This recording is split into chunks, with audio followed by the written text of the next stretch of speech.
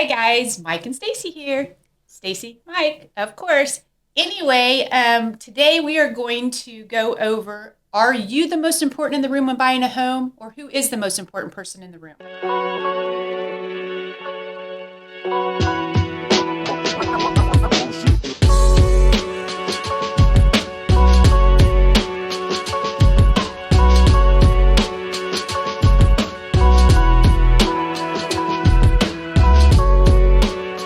So what we have to think about is how many people are involved in a transaction of a home purchase or sale. And I failed it. well, so there's typically four people, always four people. Sometimes there's five. And that is the buyer, the seller, the buyer's agent, the seller's agent. And if the buyer doesn't have a suitcase full of cash, which is 99.9% of the time, there's going to be the lender. Which would be me. So there are five people in a real estate transaction, always. So now what we have to think about is who of those five rank in importance. And the reason I bring this up is that all too often, real estate tends to attract a lot of very large personalities. And occasionally those agents lose sight of their place in the process. So what I'm going to kind of convey today, hopefully through this discussion, is who has the most power, who really it drives the process, and what you should expect from everybody of the five. The other thing, to throw something in on that, we're all working together. The lender, the realtor, and the buyers. We are a team. We're all together. We're not against each other. We're working together to get this done. Yeah, allow me to kind of clarify that, is that the process of buying and selling a home is intentionally adversarial. That doesn't mean we're in a knife fight, but as a buyer's agent or a seller's agent, I represent my principal. So my job is to advise and then guide them through and negotiate on your behalf to hopefully get you the best deal that you'll accept. So there is some adversarial aspect to that. There also should be some lines drawn between information sharing between your lender and your real estate agent. We share nothing. Well, yeah. So just recently we had an issue come up with an agent who was insisting that her buy client use a specific lender and wouldn't let it go.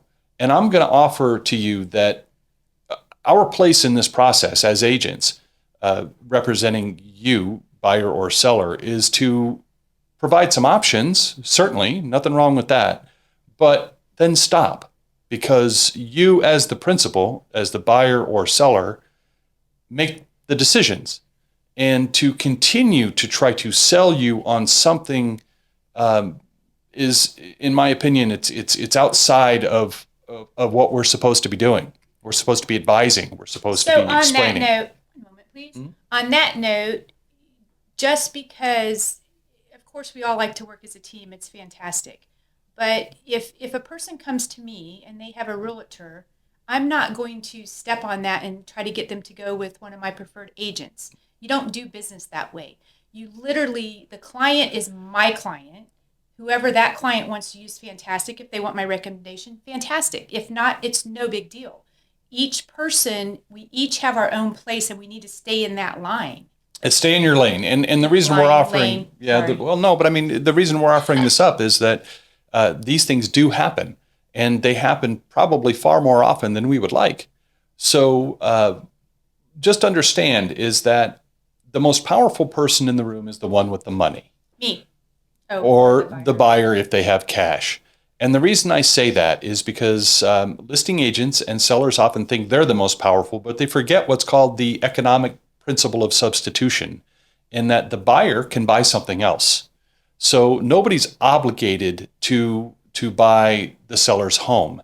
It's a nice way to think of yourself, and it's a very positive way to look at it. But the seller, and remember, I wear both hats. I'm a buyer's agent and I'm a seller's agent. So I'm speaking from both sides of this, is that it's important to remember and remain humble in how we're approaching whatever the market may give us and whatever we're having to deal with. So that being said, we'll go back to finish the thought earlier, is that often you will have buyer's agents who want you to use their lender because then their lender will tell them everything about you. We cannot do that. Okay, well, murder also you cannot do. Will not do that. And it happens anyway. So what I'm saying is that be cautious and finding a lender and working out how much you're willing to pay for something, or understanding what your financial state is really important in the process to do first.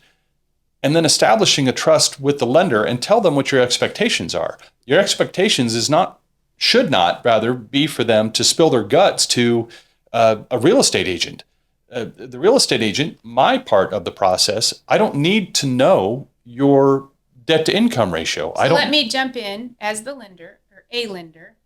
When a buyer comes to me, a client, what you share with me is between me and you. It will never be to the real estate agent.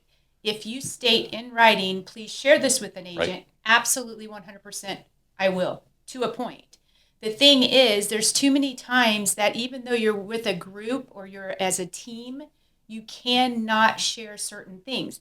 Let's say, for instance, you have fantastic credit, you qualify for $1 million, but yet you only like the payment of $500. That realtor will never know that you qualify for that higher amount. That is not what we are to do. So let me explain too. In this market, it's something that's unusual. We've practiced in different markets, so I'm going to speak to the Phoenix metro area a little bit. It's almost customary for the listing agent to call the lender of the buyer and verify their ability to perform. In other words, their qualifications, and talk with the lender. So let me jump in. The only thing we can say truthfully, yes, they are through underwriting. If you are, fantastic. I personally believe that's a huge thing, because if you're already through underwriting, that means a second pair of eyes have looked at your income, your assets. Can you or can you not qualify for this loan? If you are pre-approved, basically I pulled your credit and I'm giving you my opinion that yes, you can have a loan. Being through underwriting, drastically different. You are absolutely approved as long as you don't go out and change that.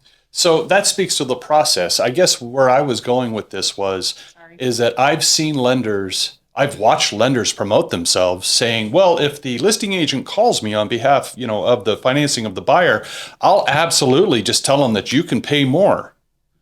Never. Okay, well, not never. I know. I know, but the problem is it does happen. And like I said, in front of an entire group, I watched one lender do this. And from my point of view, if I'm wearing the buyer's agent hat, is the offer we sent over was highest and best. And it should be considered highest and best. So much so that I prefer to get a new qualification letter showing the amount of the offer. I prefer that as well. Because remember that this whole process, there's a lot of emotion, there's a lot of guessing, there's a lot of gamesmanship that exists in the negotiation process. That's all okay, and that's every single thing you do. But if you imply that you can, or your lender says, oh, they'll pay more for the house, what is that telling the seller? Is that working on your behalf? And so these are the types of things that concern me, not because I'm imagining they happen. It concerns me because I know they happen. They happen all the time. So we're kind of getting off track here. So back to the 5. Well, no, we're not. You're going to get a lot of arguing. We're not really getting off track. What's important is to understand who has the power and what your expectations are with the 5 people in the room. The lender has the power because the lender can cancel the contract for any reason, usually valuation. Remember, what you're doing is you, as a buyer, are begging a lender, somebody who has a lot of money, to buy a house on your behalf. That's what that whole process is. Let's just be honest about it. People do lose sight of that. They think, no, I'm the one buying it. Well, technically, no, the lender's buying it for you on your behalf. Right. And we can talk about liens and talk about ownership and all of those things. But in the end, practically, what's happening is if you don't have a suitcase full of cash, if you're not just stroking a check for a house, you're going to be with me. You're going to be working with a lender, and effectively that's what the appraisal process is asking the lender for their approval to buy a home of your choosing. So remember that you're not entitled to a home if you're asking a lender to purchase it on your behalf. And that's what makes the lender the most important person in the room. Now, the next thing is really the buyer, in my opinion, because the buyer has the principle of substitution. Then comes the seller, because the seller has a right to negotiate through this process as well. And that leaves the bottom tier of this as the agents. And as I started this, there's a lot of very large personalities. And often those big personalities will make you feel like they're the most important person in the room. They're not. And this may go out to all the agents out there, but you're not. You're a Sherpa, you're a guide, you're a shepherd through the process, you're a professional within the forms and the transaction itself. Whatever added value you bring to the table is great for your client or customer, but you are not the most important person in the room. Your principal is in this regard, and your principal deals then with the lender. This idea that the lender should be telling you everything about your principal is just a very, very bad way to do business.